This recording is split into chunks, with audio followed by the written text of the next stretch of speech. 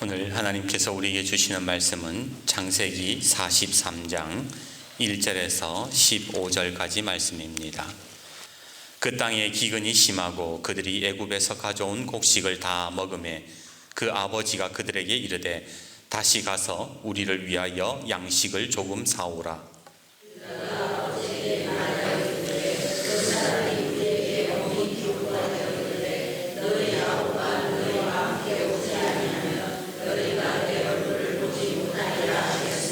아버지께서 우리 아우를 우리와 함께 보내시면 우리가 내려가서 아버지를 위하여 양식을 사려니와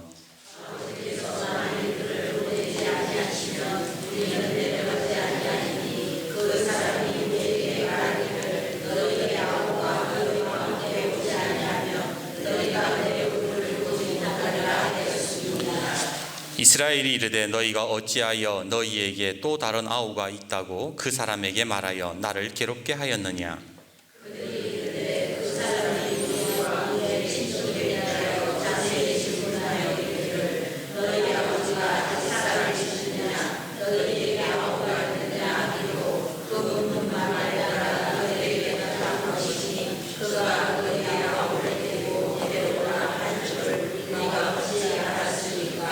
유다가 그의 아버지 이스라엘에게 이르되 저 아이를 나와 함께 보내시면 우리가 곧 가리니 그러면 우리와 아버지와 우리 어린 아이들이 다 살고 죽지 아니하리이다.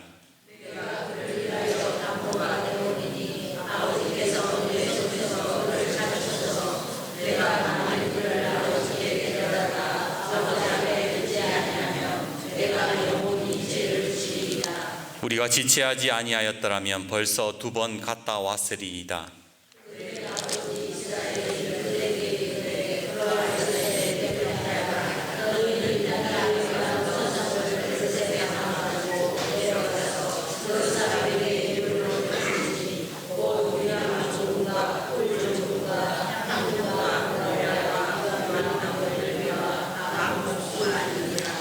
너희 손에 갑절의 돈을 가지고 너희 자루 아기에 도로 넣어져 있던 그 돈을 다시 가지고 가라. 혹 잘못이 있었을까 두렵도다.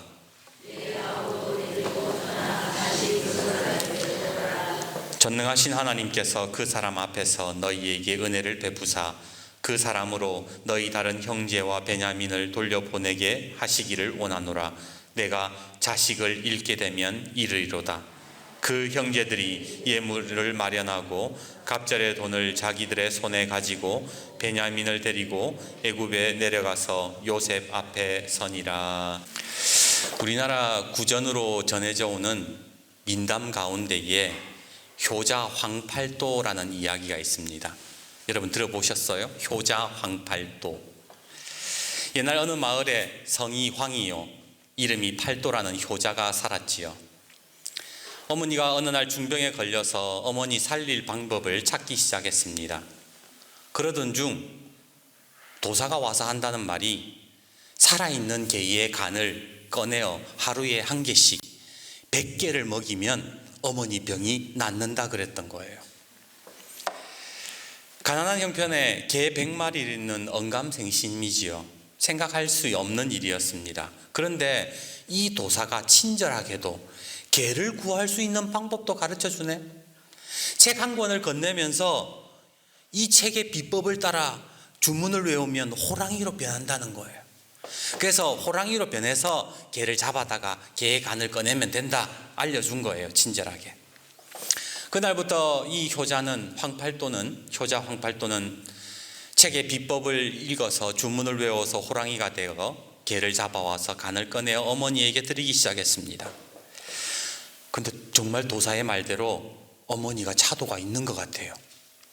그렇게 80마리, 90마리 넘어서 이제 곧 100마리를 채우게 되었습니다. 그 100마리를 채우던 날 밤 이해할 수 없는 일이 벌어지고 맙니다. 효자가 호랑이로 변해서 개를 구하러 간 사이에 효자의 아내가 호랑이로 변하는 비법서를 아궁이에 던져버린 거예요. 집에 돌아온 호랑이 남편이 책을 찾았는데 책이 없어요. 왜? 아내가 불살랐으니까. 사람으로 돌아올 수가 없는 겁니다. 이후에 사람으로 돌아오지 못한 이 호랑이가 된 효자는 아내가 책을 태웠다는 사실을 알고 아내를 물어 죽여버립니다. 그리고 분을 참지 못해서 어머니도 죽여버리지요. 결국에 호랑이는 사람들을 해치며 떠돌다가 포수의 손에 잡혀 죽었다. 이게 이제 그 설화 그 효자 황팔도라는 이야기입니다.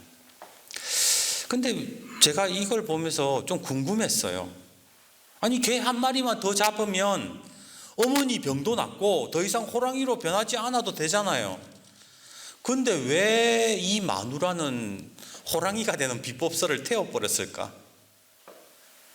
이 이야기는 여러 가지 버전이 있어요. 이게 충남에서 나온 그 전설의 고향 이야기인데, 다른 지방에는요, 개의 간이 아니라 토끼 간이었다, 아내가 아니라 어머니가 그 비법설을 불살라 버렸다, 이런 이야기들이 전해져 내려오는데, 사소한 부분은 다르지만 결국에 효자가 호랑이가 사람이 못 돼서 비참하게 죽었다, 이 내용은 같거든요. 만약에 다른 버전의 이야기처럼 엄마가 자기 아들이 자기를 위해서 호랑이가 돼서 개의 간을 구해주는데 엄마가 책을 불살랐다면 효자 입장에서 얼마나 억울하고 속상하겠습니까?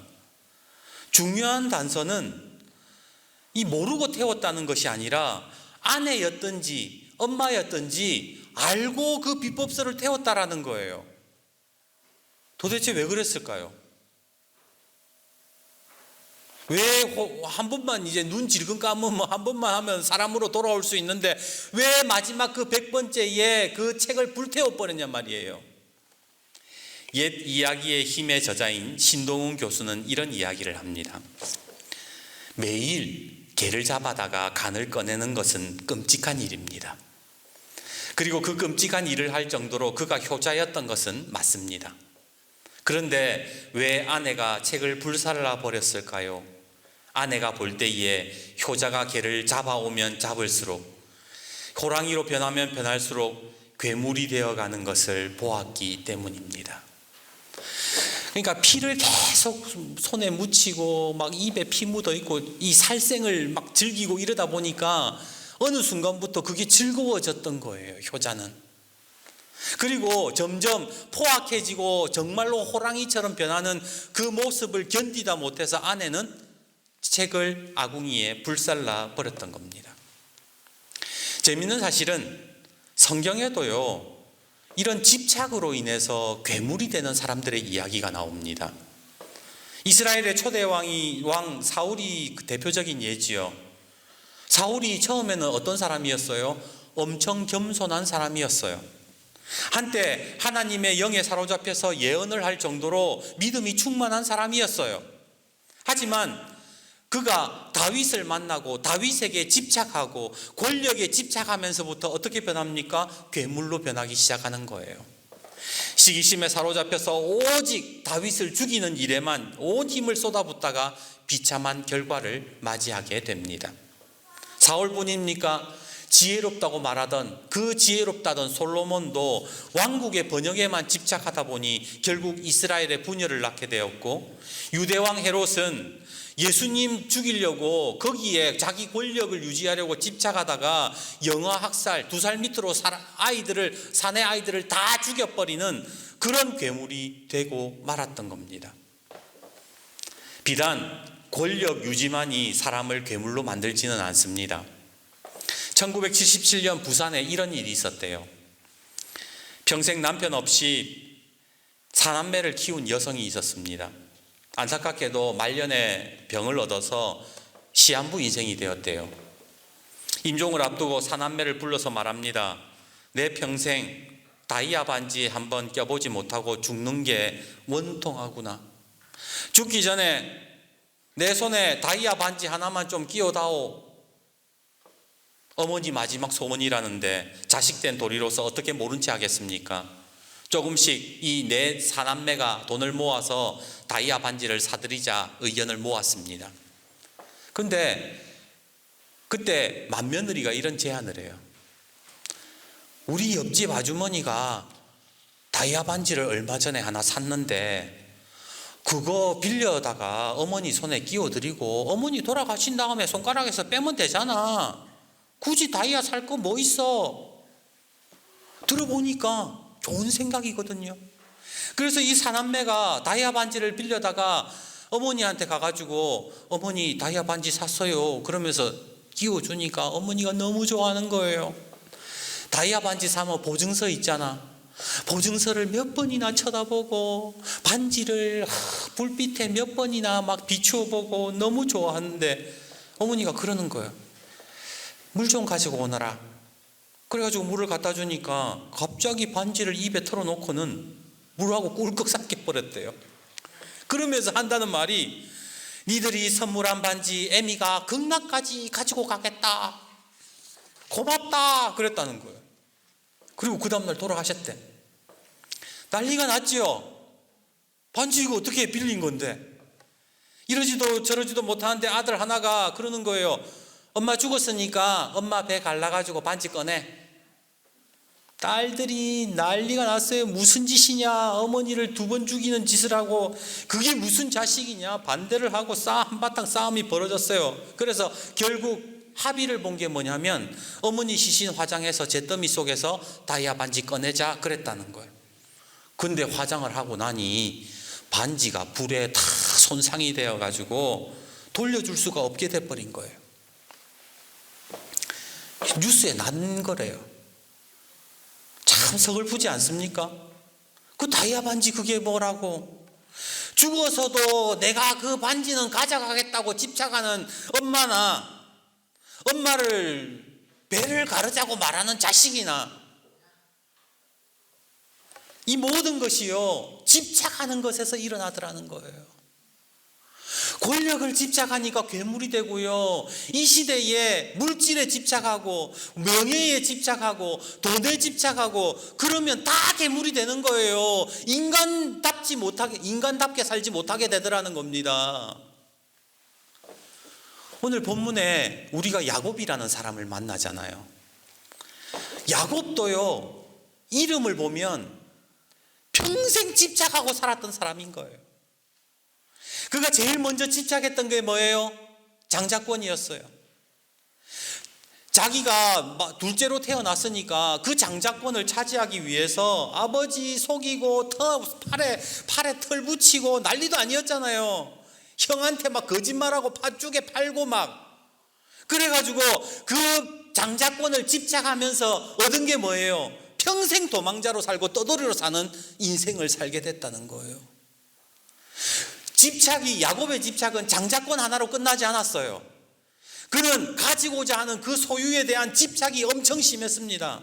원하는 것은요, 자기가 가지고 싶은 거는 자기 손에 넣어야 직성이 풀리는 사람이었어요. 그래서 그 자기가 사랑하는 여자 얻기 위해서 7년을 하루같이 일했다 그러잖아요. 자기가 그 재물을 얻기 위해서 외삼촌하고 원수가 되었어요. 외삼촌 자식들하고도 완전히 원수가 돼서 아예 그다음부터 연락도 안 하고 살았어요. 나이가 들어감에 따라서 그의 집착이 그거로 끝났느냐? 아니에요. 그 집착이 어디로 가느냐? 이제 아들한테 가는 거예요. 요셉한테 가는 거예요. 물론 자식을 사랑하는 게 흠이 되겠습니까마는 유독 요셉한테만 집착을 하는 거예요. 요셉한테만 채색 옷 입히고 요셉만 감싸고 요셉만 사랑했잖아요. 그 결과 요셉이 어떻게 됩니까? 형들의 시기를 받아서 애굽의 노예로 팔려버립니다. 그리고 야곱은요, 요셉이 죽은 줄 알고 평생 눈물을 흘리면서 살게 되었던 겁니다. 이게 다 뭐예요? 집착에서 나왔던 거예요. 그리고 요셉이 죽었다는 그 사실을 인정하면서부터 그 집착이 누구에게로 갔느냐? 요셉의 동생 베냐민한테로 간 거예요. 이로 말할 수 없을 정도로 심각하게 집착을 하기 시작했습니다.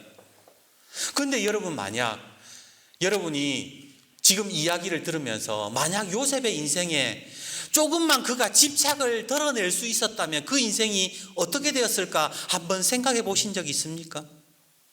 그가 장자권에 집착을 좀 버렸다면, 그가 요셉의 아들에 대한 집착을 좀 버렸다면, 그가 가지고자 하는 그 소유욕에 대한 집착을 좀 버렸다면 그 인생이 어떻게 달라졌을까요?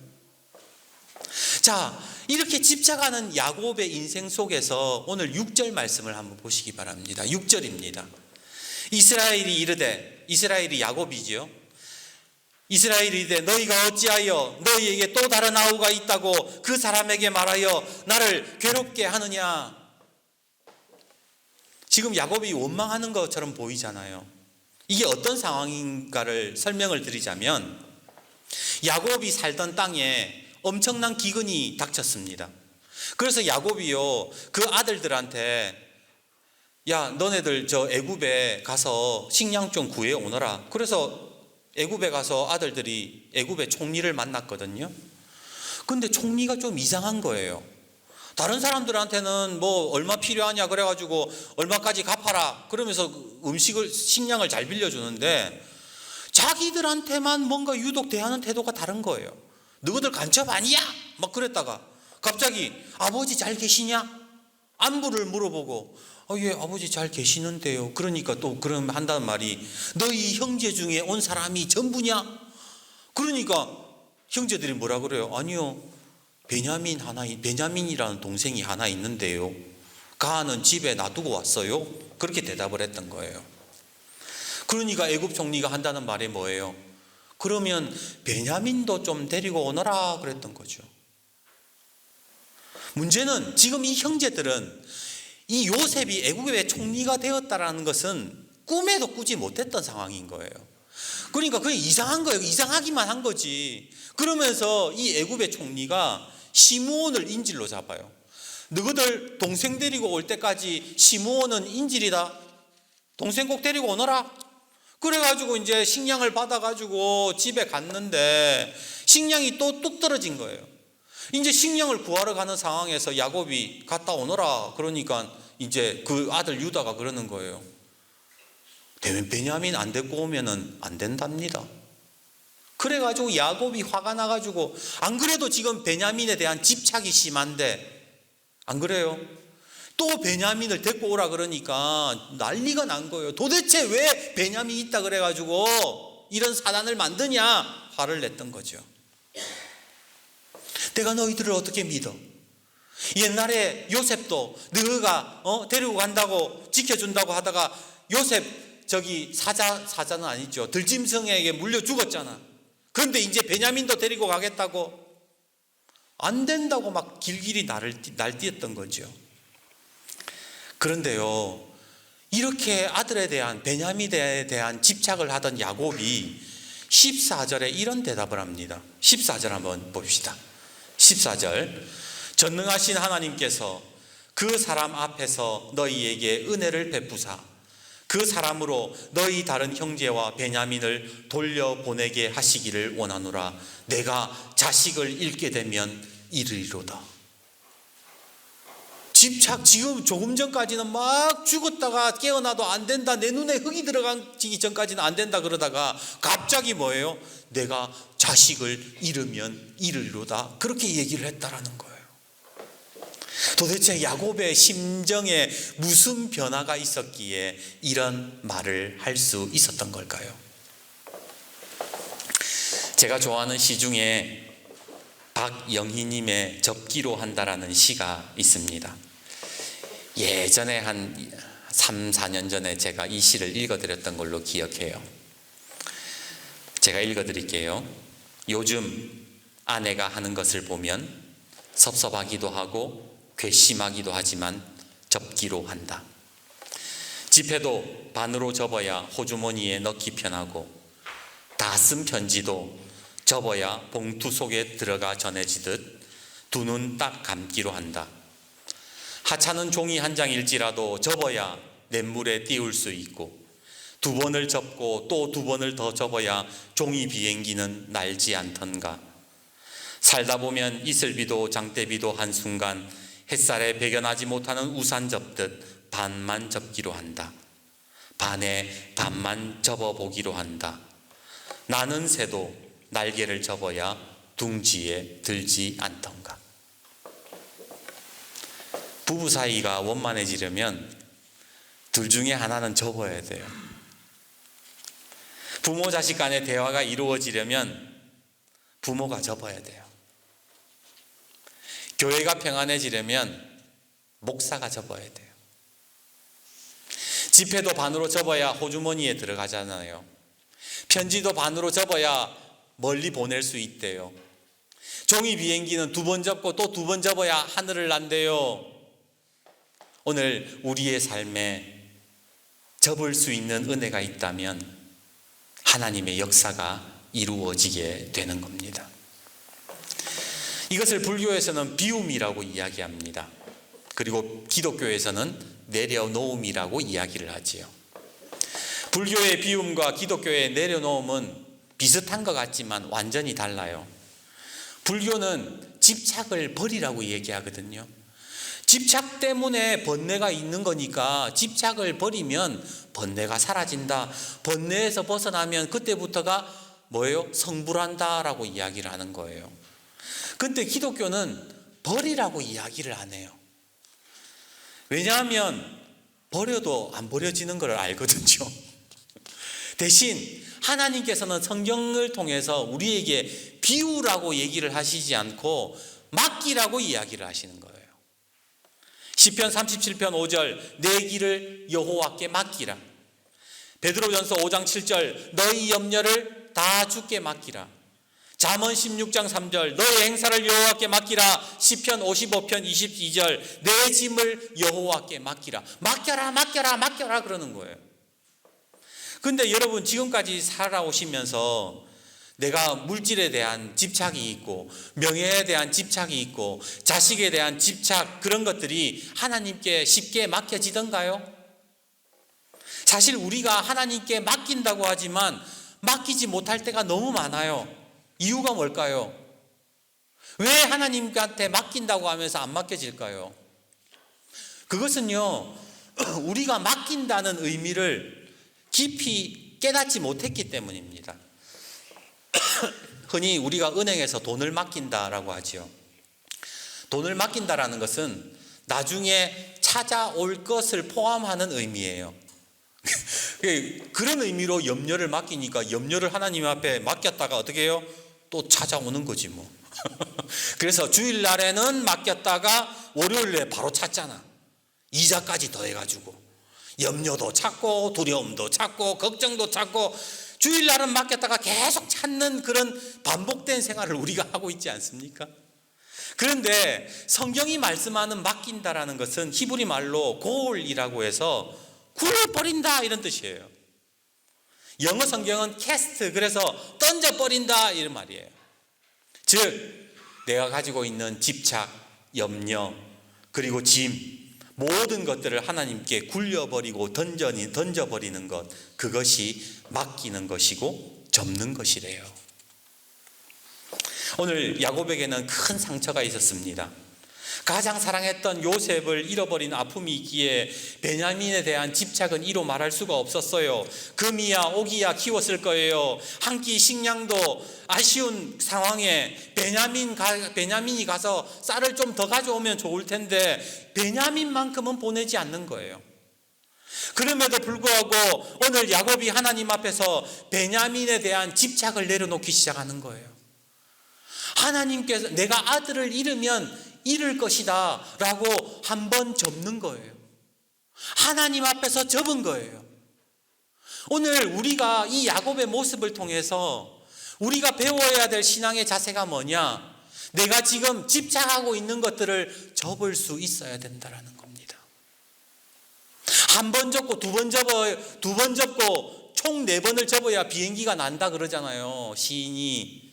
오늘 우리의 신앙이 비상하기 위해서 접고 접는 역사가 있어야 우리의 신앙이 날아오를 수 있다라는 겁니다. 그래서 전능하신 하나님께서 그 사람 앞에서 너희에게 은혜를 베푸사, 무조건 안 된다 그러다가 갑자기 하나님의 이름을 이야기하면서 하나님께서 너희에게 은혜를 베풀어 주셔서 너희의 다른 형제와 베냐민을 돌려보내게 하시기를 원한다. 내가 자식을 잃으면 이르리로다. 내가 보내줄게. 내가 접을게. 내가 내려놓을게. 내가 내 염려와 걱정을 하나님께 맡기겠다라고 고백을 하는 장면인 거예요. 오늘 우리가 예수를 믿는다는 게 여러분 뭘까요? 그것은 하나님께 맡기는 삶을 이야기하는 겁니다. 내가 예수를 믿는다고 하면서 여전히 내 속에 접지 못하는 것들이 가득하고 내 속에 집착하는 것들이 가득해서 주일날에는 천사처럼 있다가 월요일 되면 월요일부터 괴물이 되는 내 모습을 발견하는 것이 신앙생활이 아니라 계속해서 내 삶에서 접어가면서 하나님을 경험하고 하나님의 인도하심을 맛보는 게 신앙생활이라고요. 프랑스의 화가 에밀 라누가 1881년에 그린 그림이 하나 있어요.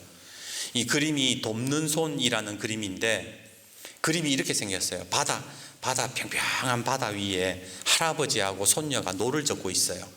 이렇게 할아버지가 노를 젓고 있고 손녀가 그 옆에서 중간에 배에서 할아버지 노에 그냥 손을 올리고 있거든요. 그런데 손녀는 노를 젓지 않아요. 그냥 노에 손만 올리고 있어요. 근데 지가 마치 배를 젓는 것처럼 표정이 아주 막 비장한 표정으로 그림이 그려져 있습니다. 근데 저는 이것이 진짜 맡기는 것이 아닐까라는 생각을 해봐요. 하나님의 돕는 손이 내 삶에 함께 하시기에 그저 하나님이 이끄시는 대로 따라가는 생활, 하나님이 내 인생의 배를 젓고 계시기에 저는 손만 올리고 하나님께 맡겨드립니다 라고 고백할 수 있는 것. 오늘 본문에 만약 야곱이요 베냐민을 죽을 때까지 안 놓아줬다, 집착을 버리지 못했다, 그러면 어떻게 됐을까요? 아마 베냐민을 제외한 나머지 형제들이 또 베냐민을 미워했을 거예요. 아버지는 또 베냐민만 사랑한다, 저것만 없으면 좋겠다라고 생각하지 않겠습니까? 요셉과 똑같은 일이 벌어질 거예요. 그리고 그렇게 하지 않는다 하더라도 야곱과 그 아들의 관계는 완전히 깨어져 버리는 겁니다. 나는 죽어도 베냐민을 보내지 않겠다 그러면 시므온은 거기에서 살다 죽었겠죠. 인질로 잡힌. 그리고 가족들 모두 굶어 죽을 수밖에 없었을 겁니다. 그런데 야곱이 접었어요. 야곱이 내려놓았어요. 야곱이 하나님께 맡겼어요. 그때 무슨 일이 일어나요? 하나님께서 야곱에게 요셉을 만날 수 있는 기회를 열어주시고 야곱의 모든 가족과 그의 모든 식솔들이 음식을 구해서 먹고 살 수 있는 은혜를 허락해 주셨던 겁니다. 이제 말씀을 맺습니다. 성경을 보면 집착 때문에 어려움을 겪는 사람들의 이야기가 많이 나옵니다. 아브라함은 뭐에 집착했어요? 아들에게 집착했습니다. 후사 보는 것에 집착했습니다. 그래서 하나님이 약속해 주셨음에도 불구하고 그 약속 못 기다려가지고 첩을 들여가지고 나중에 이스마엘을 낳아서 나중에 어떻게 됩니까? 지금까지도 이스라엘의 가장 큰 걸림돌이 되잖아요. 롯의 아내는 재물에 집착했습니다. 미련을 버리지 못해서 소금기둥이 되었고, 삼손은 이성에 대한 집착을 가지다가 두 눈이 뽑혔습니다. 사사 이따는요, 자기 이름, 자기 사사의 명예에 집착하다가 자기 딸을 불살라 죽이잖아요. 기드온 말년에 탐욕스러운 집착으로 인해서 타락했고요. 사울이 그랬고 솔로몬이 그랬고 수많은 사람들이 바로 내려놓지 못하는 이 집착으로 인해서 하나님 앞에 범죄하고 큰 죄를 저지르는 모습들을 우리는 성경에서 보게 됩니다. 오늘 저와 여러분은 어떻습니까? 저와 여러분이 하나님 앞에서 내려놓지 못하는 것들이 있으십니까? 여전히 이것만큼은 내가 내려놓지 못한다고 움켜쥐고 있는 것들이 있습니까? 그 집착이 나의 신앙을 가로막을 수 있습니다. 그 집착이 나의 신앙을 성장하게 하지 못하고 오히려 하나님의 일하심을 막게 되더라는 거예요. 찬양을 불렀습니다. 괴로울 때 주님의 얼굴 보라, 평화의 주님 바라보아라. 세상에서 시달린 친구들아, 위로의 주님 바라보아라. 눈을 들어 주를 보라, 내 모든 염려 주께 맡겨라. 슬플 때에 주님의 얼굴 보라, 사랑의 주님 안식 주리라. 이제 움켜쥐고 집착하는 삶에서 하나씩 접어가는 은혜가 있기를 바랍니다. 하나님께 맡기는 은혜가 있기를 바랍니다. 맡길 때에 하나님의 돕는 손이 저와 여러분의 삶에 임하게 될 줄 믿습니다.